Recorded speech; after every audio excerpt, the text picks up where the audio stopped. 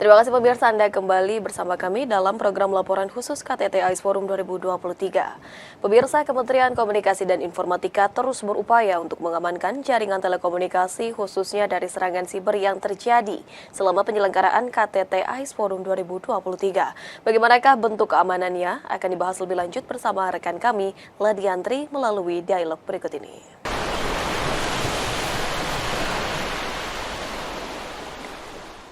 Halo pemirsa JBR TV, masih dalam rangkaian kegiatan KTT AIS Forum 2023. Kementerian Komunikasi dan Informatika terus berupaya memaksimalkan dalam pelaksanaan KTT AIS Forum 2023, utamanya dalam mengamankan cyber ataupun fasilitas-fasilitas tentang telekomunikasi selama penyelenggaraan KTT AIS Forum 2023. Untuk saat ini saya akan berbincang langsung dengan Kepala Bidang Infrastruktur dan Informatika Pusat Data dan Informasi Kementerian Komunikasi dan Informatika, Bapak Suhartono. Halo, selamat siang Bapak. Selamat siang. Bagaimana kabarnya Pak? Alhamdulillah sehat.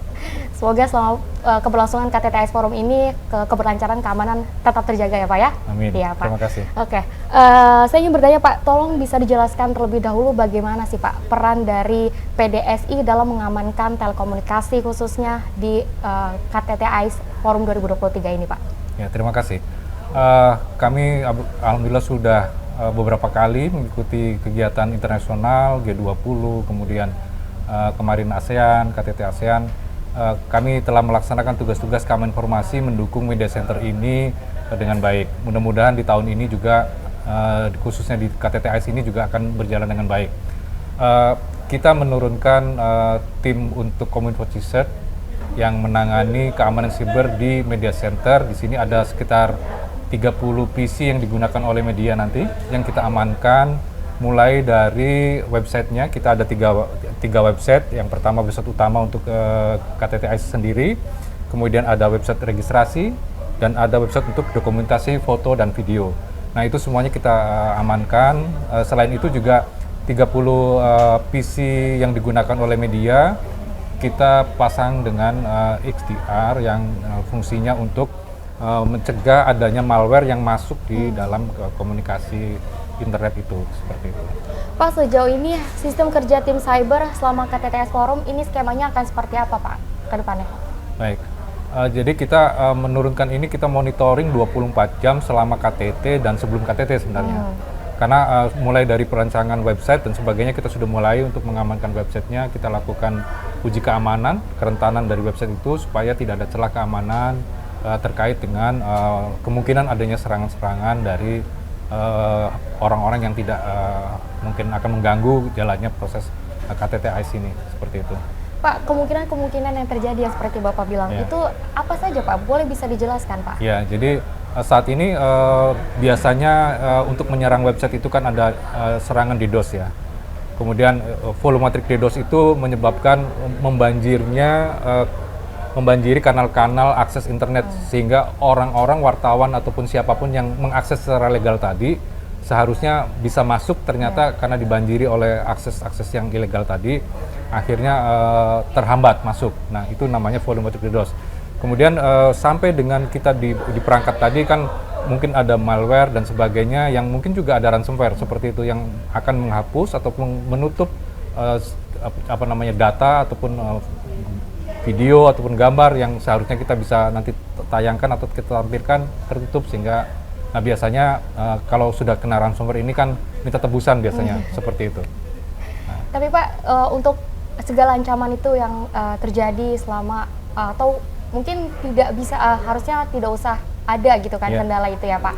Bagaimana cara PDSI untuk menangkal hal tersebut agar tidak terjadi Pak? Ya, tadi dari toolsnya tadi kita perkuat, kemudian monitoringnya, kemudian kalau misalkan ditemukan ada anomali traffic ya seperti itu, kita ada monitor di sini. Ini untuk memonitor seluruh serangan. Sampai dengan sekarang saja sudah ada 31.000 untuk hari ini serangan yang masuk. Kemudian 7.703 ya, itu seluruh potensi serangan.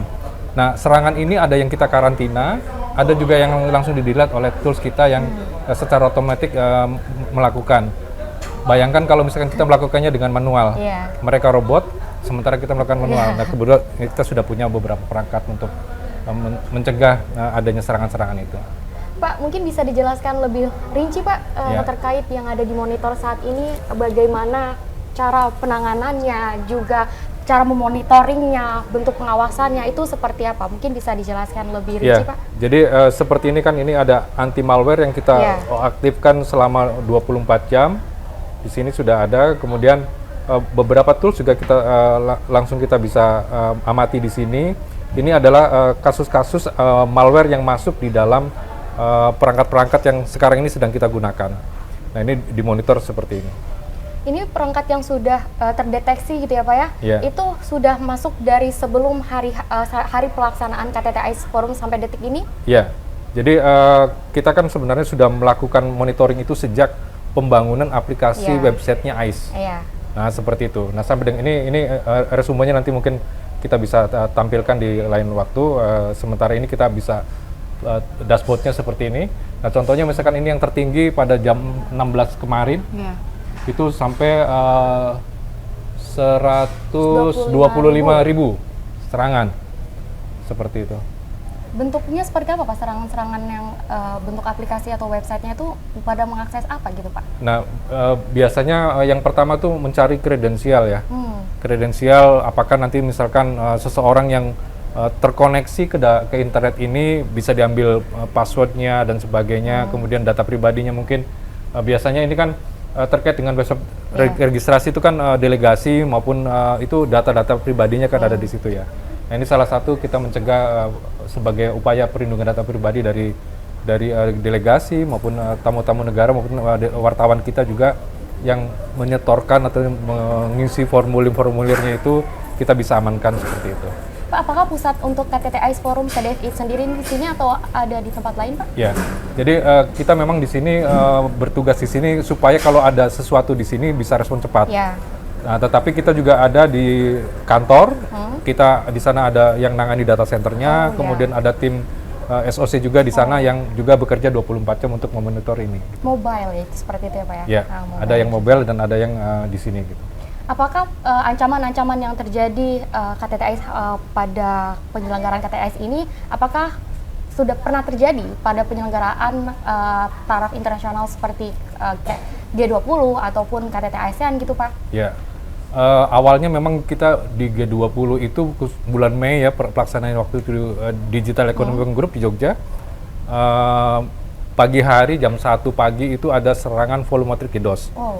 Nah, tetapi kita belum punya tools untuk memonitor secara robotik tadi, sehingga manual. Bayangkan kalau misalkan setiap kali ada isu serangan, terus seperti kita main apa tuh yang kalau muncul dipukul, masuk, nanti sebelah lagi muncul. Nah, kemampuan kita, staff kita di Kominfo Riset ini terbatas. Nah, sehingga dengan adanya tools itu kita terbantu karena mereka menyerangnya dengan robotik seperti itu, artinya cepat dan berlebih. Ya, berlebih. Iya, nggak bisa apa-apa. Jadi dengan adanya tools keamanan ini, alhamdulillah kita bisa atasi, dan 2 event besar G20 dan ASEAN kemarin berlangsung dengan sukses seperti itu.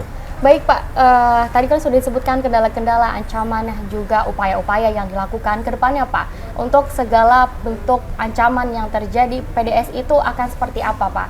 Ya, selalu yang menjadi concern kita, kalau dari sisi teknologi mungkin kita bisa lakukan secara cepat, mengganti alat dan sebagainya.